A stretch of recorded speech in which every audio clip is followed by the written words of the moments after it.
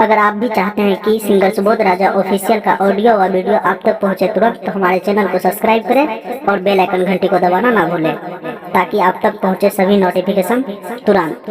धन्यवाद।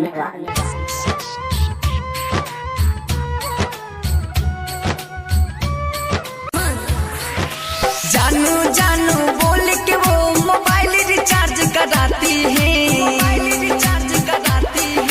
जानू जानू बोल के वो मोबाइल रिचार्ज कराती है। बातों में नया ना लड़की की वो पैसे से प्यार करती है, बातों में नया ना लड़की की वो पैसे से प्यार करती है। बातों में न आना लड़की की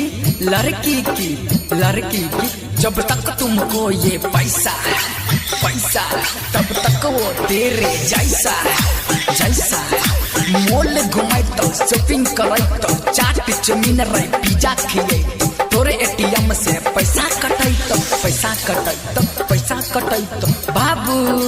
बाबू सोना कहता तोरा झूठ मूठ के पकड़ता कोरा, बरोबर तोरा सपना देखाई तो बाऊ बनाई के झसा दे तो एटीएम के पैसा लूट ले तो कल्लड़ मच्छर तोरा बनाई तो बाद में तोरा ठेंगा देखाई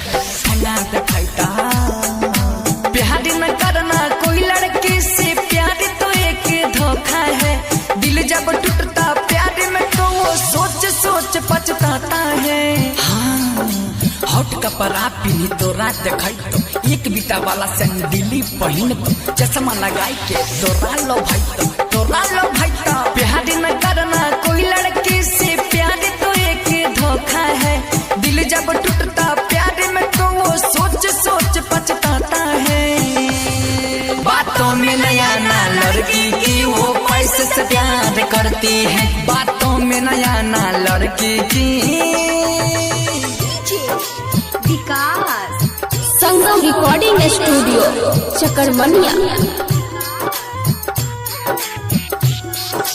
मटियार कला सीतामढ़ी। सिंगिंग बाय सागर सुमन। जब दे तू धोखा बन भी तू भौका, खाए भी पालो खाई भी दलवा चोखा पटवेल छोड़ी के राखरी झोटा, कहरियो लुटबे न एना बाबू पैसा। सुन नागिन धुन, नागिन धुन निक नहीं लगता सुन में तोरा बाप के एक लौटा रही छौड़ा। जान से ज्यादा कहती होगी प्यार में तुमसे करती हूँ, दिल दिया है तुमको मैं, दिल से तुम पे मरती हूँ। जान से ज्यादा कहती प्यार में तुमसे करती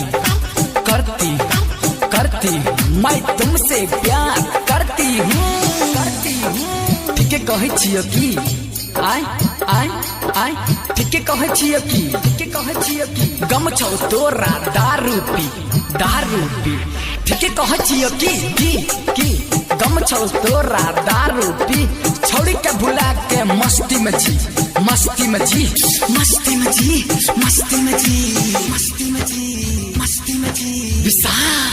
विशाल लिख जाए प्यार के चोली सागर सुमन के दिल टूट गल जना टूट छाई शीशा। सुन बाबू सुन प्यार के धुन छोड़िया के याद में बनेबे हम पिंड, हो गया मेरा गाना का इंड। Recording by